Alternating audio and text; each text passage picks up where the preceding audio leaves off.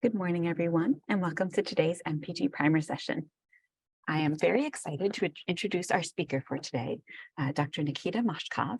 He recently earned his PhD while working at the Biological Research Center in Hungary and collaborating with Dr. Juan Caicedo at the Broad Institute.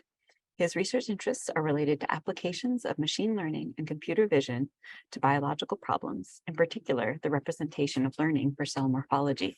We are so excited to have him here today to present his recent work on learning representations for image-based profiling of perturbations. Dr. Moshkov has asked that we hold questions till the end, and so please go ahead and write your questions in the Q&A, and then we'll have a period for him to answer them at the end. Thank you so much, Nikita, for joining us today. Yes, thank you for inviting me. It's a great pleasure to demonstrate our work, and let's get into it.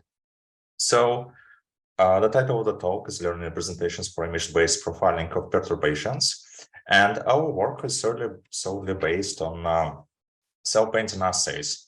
So cell painting assay is an imaging technique that allows you to extract images of cell perturbations, and it was developed with idea in mind that we can extract information about cell perturbations in a cheap way. And it was developed about 10 years ago, and since then it was the protocol was changing a little bit, and but still the base things are the same. We have 6 fluorescent dyes combined in 5 image channels, which reveals 8 cell components or organelles, such as nucleus, endoplasmatic reticulum, nuclei, and actin or Golgi and plasma membrane, and mitochondria. And basically that allows us to see the impact of perturbations on the cells. And this cell painting assay then can be used in further image analysis. So for instance, you have genetic or chemical perturbations, such as drug screening experiment or overexpression experiment or CRISPR. And your experiment is organized in experiments in multiple plates. You perform microscopy imaging, and then you can perform image analysis either with classical methods and extracting human interpretable features with, for instance, cell profiler, or using deep learning and convolutional neural networks. Then those features that you extracted for each individual single cells can be processed in data analysis pipeline, aggregated, batch corrected, and then you perform your downstream analysis based on similarity measurement or with other tools or techniques given your biological question in mind. So I would like to show you the usefulness of cell painting assay in a few papers that were published recently in last year. So the first paper is predicting assay-compound interaction. So the idea of this paper is that we have compounds and cell cultures or assays, and those compounds are applied on different cells, and we can extract information like from imaging using cell painting assay, and also the transcriptional profiling was performed with L1000 profiling. Besides, we know what compounds were applied, therefore we have SMILES representations of those chemicals, and then we can transform those SMILES representations into structure fingerprint with either deep learning or Morgan fingerprints, and feed all of those into machine learning model, and then get predictions about assay-compound interaction. So we investigated here how different data modalities can perform in this task. So we separately investigated how structure fingerprints, morphological profiles, and transcriptional profiles can help us in this task. And it turned out that morphology is actually very useful and in some sense surpasses the performance of gene expression and chemical structures in this task. You can see distribution of prediction performance in the right image with a metric IROC on y-axis. And 28 assays were predicted with a very high IROC score with threshold with more than 0.9. And compared to gene expression and chemical structures, it is a very convincing result. Besides, it turned out that morphology can not only extract more information for this task, but also all those data modalities turned out to be complementary. As you can see, the Venn diagram in the bottom right, this demonstrates the predicted assays with a high accuracy. And you can see that only one modality, the assay could be predicted only using one modality in most cases, and there is very low intersection. This tells us that those data modalities are complementary, and we can combine those to extract even more information. This paper is currently under review and is available on bioRxiv. The next example is predicting cell health phenotypes. So the authors of this paper tried to predict cell health assay output with cell painting in 3 cell lines. So you have cell painting assay, and also the authors developed special cell health assay with different antibodies and or dyes.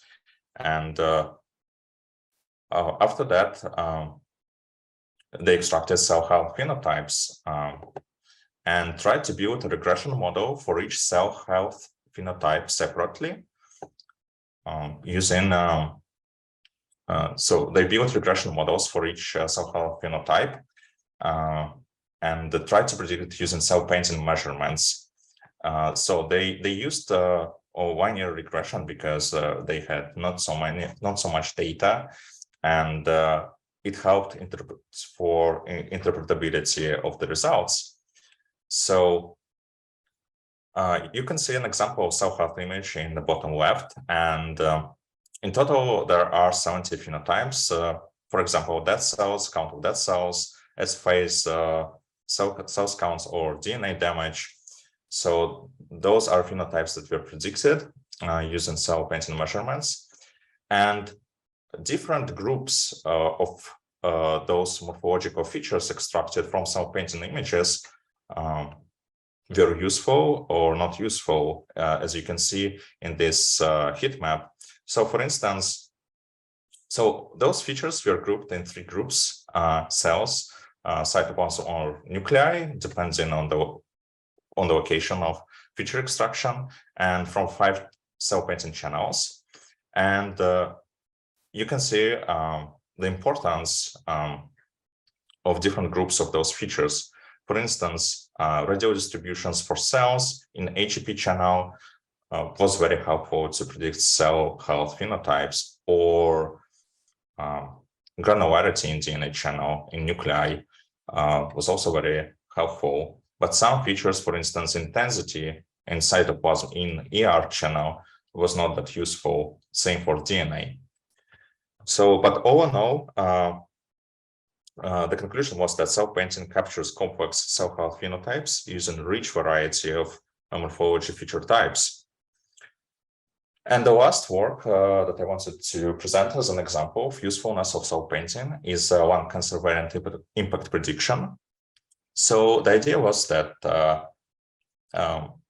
they tried to, the authors tried to evaluate variant impact of in lung cancer cell line. And so the first plot on the left, you can see how well signal strength for 1000 and single strength for cell painting for different perturbations can correlate. And those perturbations are covered with different annotations, such as gain of functions, or loss of functions, or change of functions, or neutral for those perturbations. And you can see that sometimes cell painting and L1000 assay predict different outcomes. But in general, the signal strength correlates quite well. Also, authors performed canonical correlation analysis. So they have like one latent space and try to align morphology and gene expression features. And turned out that they align pretty nicely. And in the bottom center plot, you can see the joint plot of gene expression and morphology grouped by perturbations.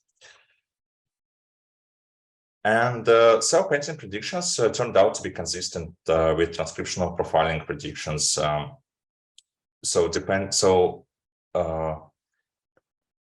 Those variants were classified if those are impactful or not impactful, and turned out that they are in agreement. You can see 102 variants were classified as impactful in both for both data modalities.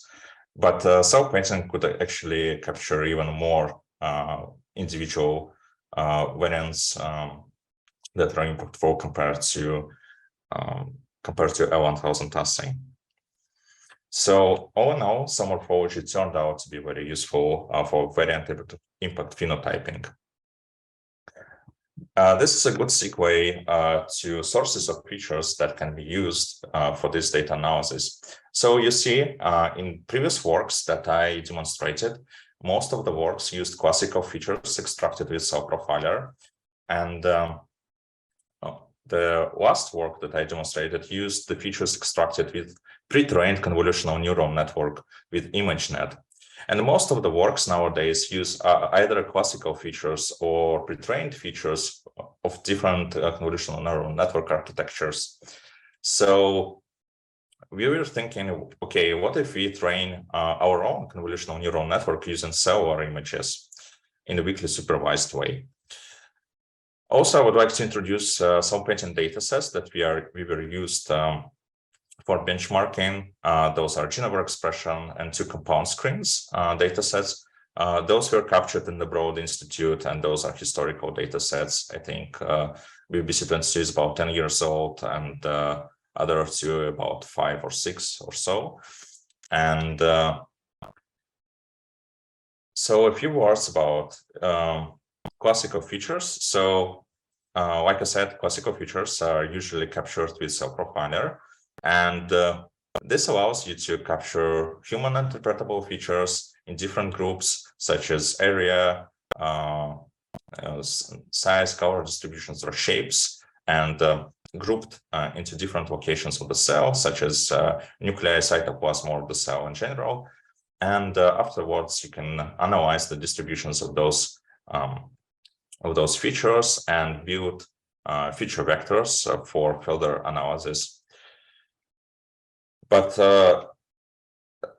at some point, like with the emergence of convolutional neural networks, there was a work by Pawlowski in 2016, and who used pre-trained inception ResNet version 2 for analyzing cell painting images. So we have like 5-channel cell painting image. This is already a technical challenge because usually convolutional neural networks are trained for cats and dogs or for natural images, basically, and they accept either 3 channels or maybe 1 channel by default. But we would like to feed into this neural network 5 channels. And the approach was, well, okay, if we cannot feed 5 channels at once, what if we just replicate 1 channel 3 times and feed it sequentially, and then run in inference mode, like each of those channels replicated 3 times, like RGB, and then concatenate the feature vectors, the output feature vectors, and therefore we are going to get our representation of the single cell. So that was an approach. And just a quick remark, we also benchmarked this approach as one of the baselines, but we used a different neural network, not Inception ResNet version 2, but EfficientNet. But I'm going to talk about this a bit further. And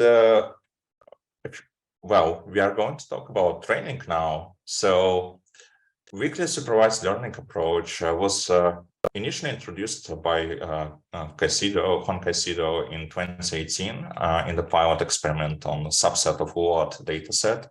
It's the last paper that I demonstrated to you as an example of usefulness of cell painting. And so the weekly supervised learning approach, we call it weekly supervised because, first of all, we don't use a specific biological task for classification. We just classify treatments, but usually there is a different biological task in mind. So we always know the treatments that we applied to the cells, but we would like to know some insights about those and use those single cell features for different tasks. And so therefore, there is no manual ground truth required for this task. And we also call it weekly supervised, not only because we use a different task, but also because the labels are noisy. So for instance, you applied a treatment on the cell, and it turned out that the cell didn't show any phenotype, unlike a population of other cells. And due to different technical reasons, in general, those data sets are very noisy. So each individual single cell is not 100%, we are not 100% sure that it has correct label. So those single cell features are then used, are then aggregated and into treatment level profiling. And we can do some similarity search on those. For instance, we just compare cosine similarity and evaluate on the biological matching task. And the biological matching task in our case is, do treatments belong to the same genetic pathway or mechanism of action? So the idea of evaluation is the following. You have a query treatment, which is held out from other treatments, and then the rest of the treatments are ranked according to similarity metric that was used. And we just search in the top of similar results if they belong to the same biological label. We use two metrics, faults of enrichment, which was inspired by biological research, and mean average precision, which was inspired by information retrieval task in computer science. So with that, we are going with the main challenge for weekly supervised learning. So for this experiment, we would like to investigate this experiment in a bit more detail. And what we did, we introduced causal model with the following variables. So we have observations, which are basically images. Those are treated cells or control cells. And we know about treatments that were applied on those on the cells that we captured with imaging. And what we see as the result of the treatment, we see the phenotype. But turns out that there are confounder effects in this experiment. So this arrow from confounders to treatment means that, well, our treatments are not really randomly placed in the plate maps. And so we have some plate map, and this is replicated like several times in the experiment, and it's not random. It is designed, it's pre-designed, and then the experiment is run. And those confounder effects also affect phenotypes because, well, we have different cell density in the well, and cells can respond differently to the treatment. And also to observation because, well, we use microscopy equipment, and there can be like different problems with like noise or other image acquisition problems. And therefore, we have like a set of confounding factors in this experiment. but eventually what we want to do with basically that task of weekly supervised learning is to build correlation between images and treatments, so we can get some information about phenotypes.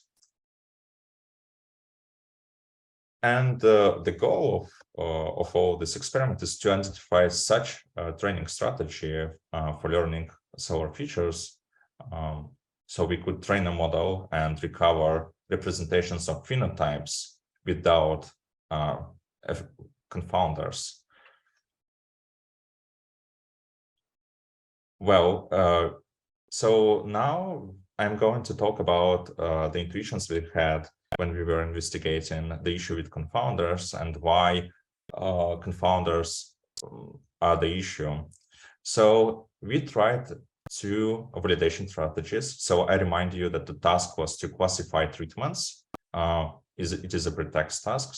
So we used two training validation split strategies for this task. One is leave cells out validation, when we collect cells for training and cells for validation from all the wells, from all the replicates, and split like in a simple way, like 60% of the cells go to training and 40% of cells go to validation.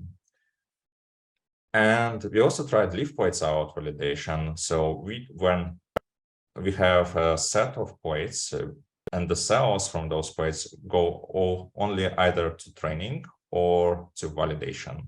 So the cells are not intersected. So the model sees only a subset of the experimental plates. Turns out there is a huge gap in the classification performance between those two validation strategies.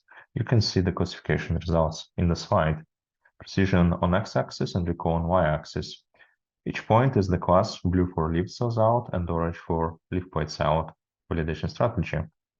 Despite this, after batch correction, the results in biological matching task are very close, and this confirms that model uses confounders for pretext classification task. In the previous slide, I mentioned batch correction method, and the assumption of this batch correction method is the following. The confounder variation is encoded in negative controls, and variation not found in the controls is supposedly biologically relevant. This idea of batch correction can be implemented with Spearing transformation, and we can successfully recover phenotypic effects of treatments. So basically, we disentangle technical variation and biologically relevant variation and trying to leave only biologically relevant variation. And we have like some proof that before batch correction in one of the data sets that we used, turns out that before batch correction, the plates are clustered together. So each point here is the well, and the colors are plates, and you can see how clustered they are. So there is like this, you can distinct them very well. And the controls in this plot are all over the place. So it means that this plot just shows like technical variation and nothing else. But after Spearing transformation, we get very nicely clustered picture. So all plates are merged. Okay, not perfectly because, well, it's not a perfect batch correction method, but on the other hand, very simple one. And we also can see that all the controls are now clustered together, and we have a few points with strong phenotypes here. So the idea of the Spearing approach is that Spearing finds directions of maximum variance and reverses the importance of those axes by inversing their eigenvalues.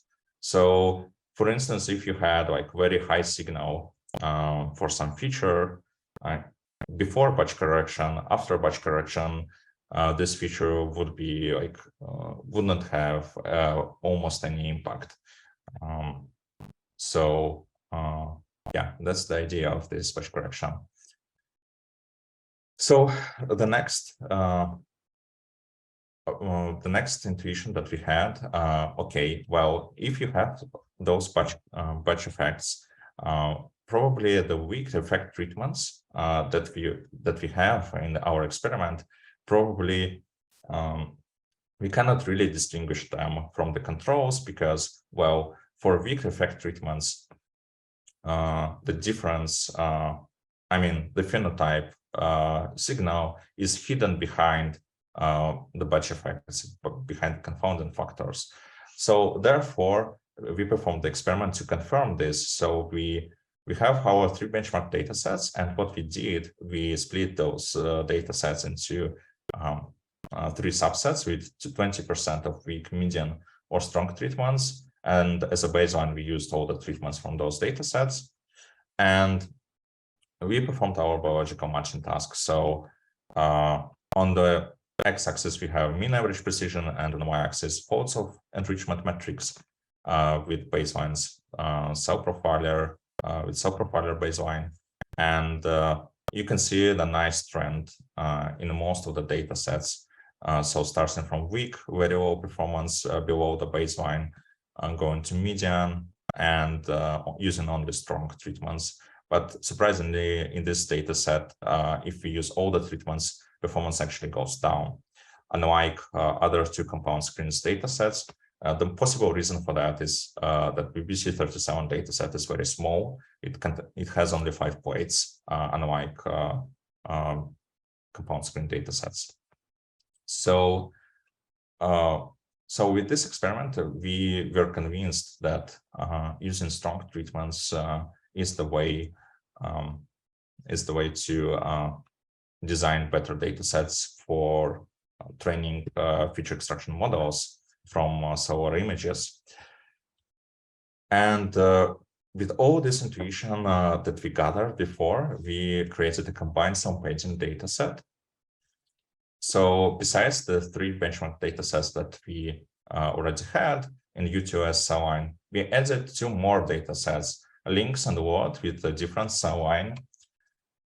But in some sense, some of the treatments are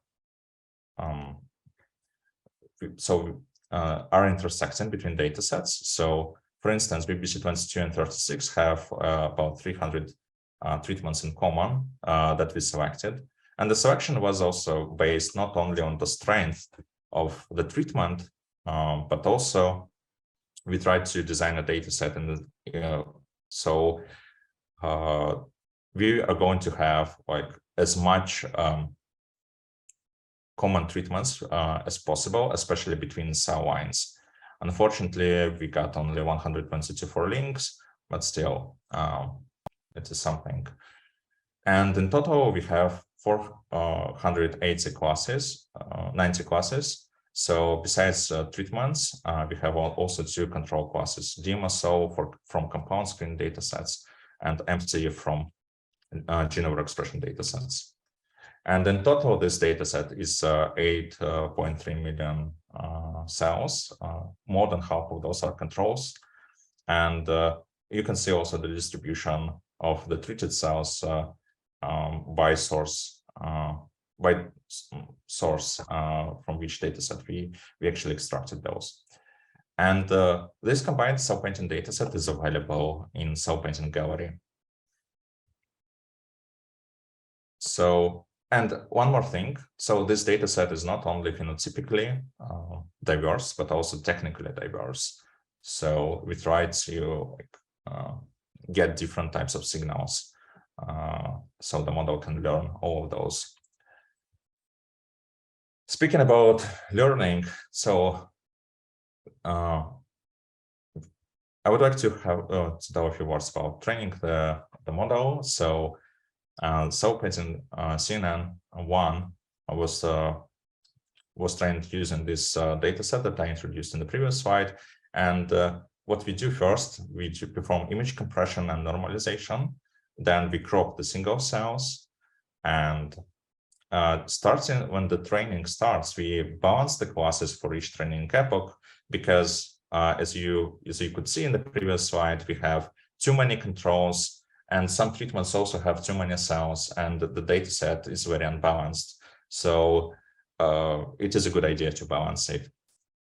Then we perform image augmentation, rotations, intensity, and contrast alterations. We don't actually change it that much because phenotype signal depends on intensity and contrast, and also on the cell size. So we were modifying it a little bit during the augmentation process. And those images are then fed to efficient net, which was initialized with ImageNet weights and trained with the task to classify treatments. And therefore, from this trained model, we extract the features from intermediate layer of this network. And all the training and all the experiments, actually, all this pipeline can be performed with our software Deprofiler, which is available on GitHub. And so you can perform one of the steps, or you can train the models or extract features with existing models.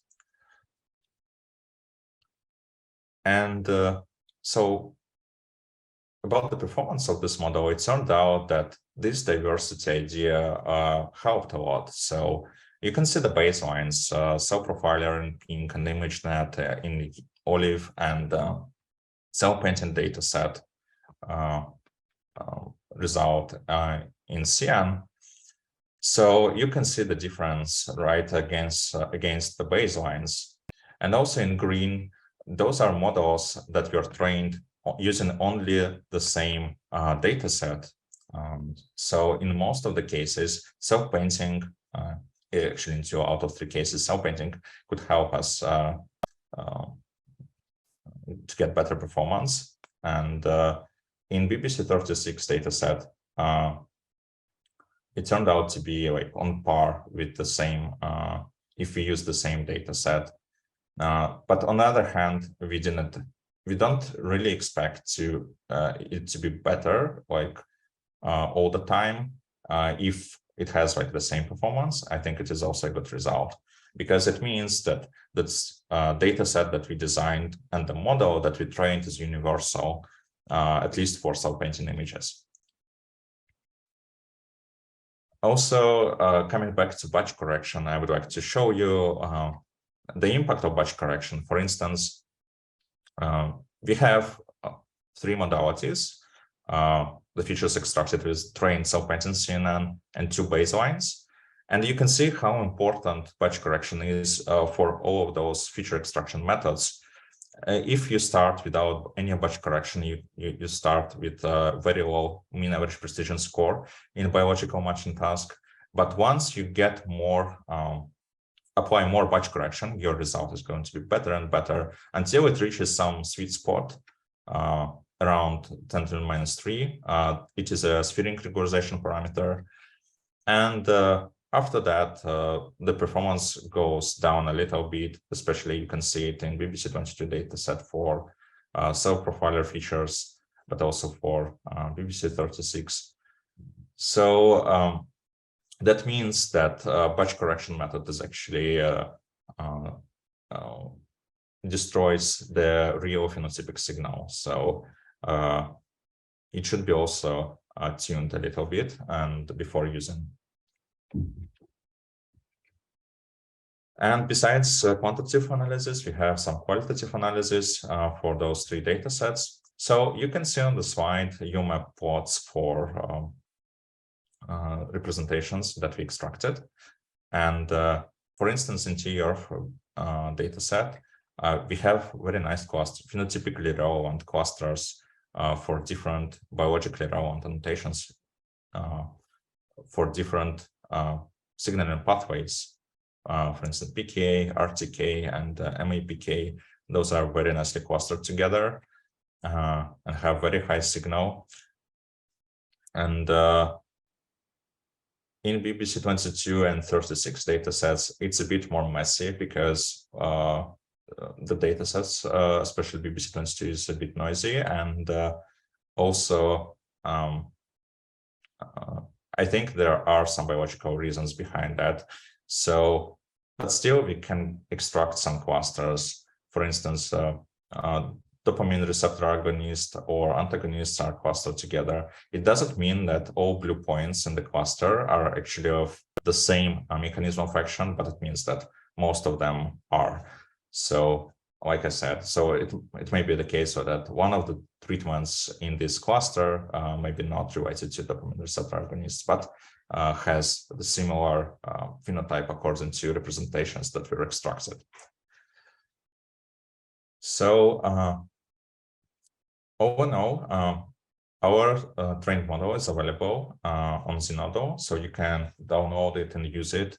And it is best used with the Deprofiler because it was trained and tested there. And also Deprofiler has all the necessary pre-processing steps, and you can natively use it there. And Deprofiler was also implemented in TensorFlow, in TensorFlow 2, if it matters,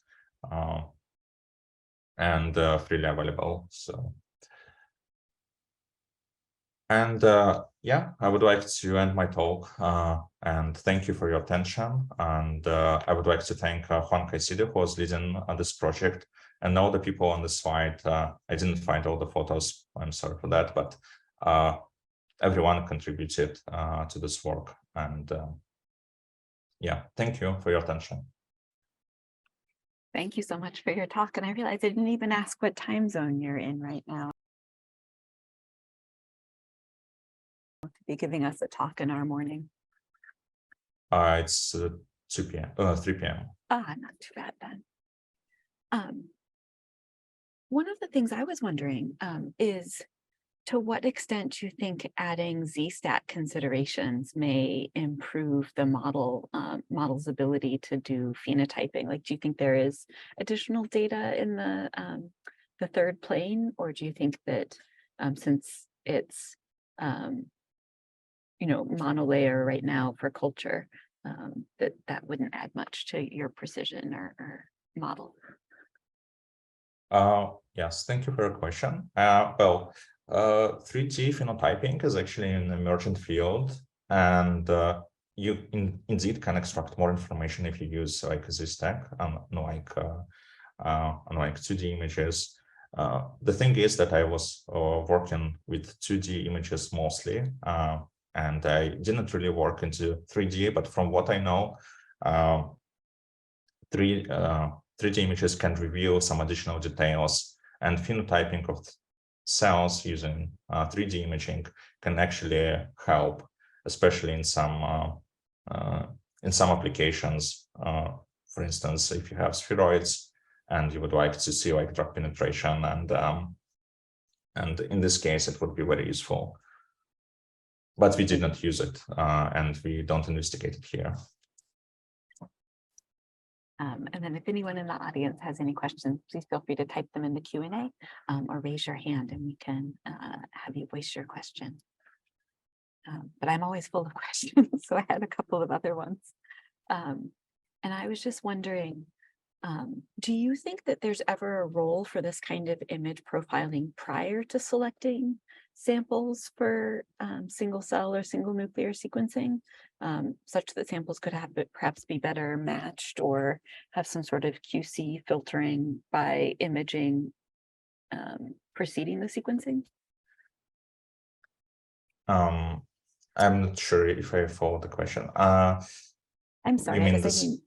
Yeah, so we've come to find that when sequencing patient samples in particular, sometimes we really need histology of the area to make sure that we're not going to just sequence, fat tissue or a lymphatic vessel, but that in fact we're going to have a piece of tissue that represents the a majority of the cell types in a particular tissue. But you have such better deep phenotyping of the cell populations. And I wonder if it's feasible to perhaps do some of the image-based characterization first, followed by nuc-seq. Well, so images can actually reveal some phenotypes, and I think there are works that we are combining, for instance, spatial transcriptomics and imaging, and extract. So you extract representations from both modalities, and you can merge them and get some additional details. For instance, there was a work last year that they demonstrated they extracted like code muse, they extracted special transcriptomics and imaging, and then got some additional details if they merge those two modalities. But I think imaging can I think it can help to do some quality control, to help with some quality control in the histology also. And then what are you going to be working on next now that this project has made it to preprint? We are trying to make it a publication, and yeah, and also we have some other ideas in mind about training different architectures and using different training techniques, because deep learning had a great leap towards self-supervision, for instance, and the transformer models, and there are a lot of ideas that you can apply, and a lot of architectures that you can use for this task. So extending this model to other situations. Yeah, and also gathering more data, right? And because we were working, yes, those are enormous data sets that we have, but on the other hand, there are other data which was made publicly available recently. So, well, thank you again for your talk today, and for sharing all of your very exciting work with us. Thank you.